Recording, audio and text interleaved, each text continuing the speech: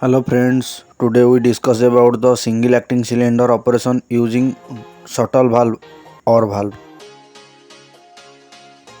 This is the FRL unit which give air to the manifold junction. This is the manifold junction which give air to the other component for actuation. This is the shuttle valve. It have two input and one output. Any of the input is on, it actuates the cylinder. This is the single acting cylinder and all these are the components required for the experiment. Before going to discuss, first we see the picture. First we connect the air from manifold to the push button switch.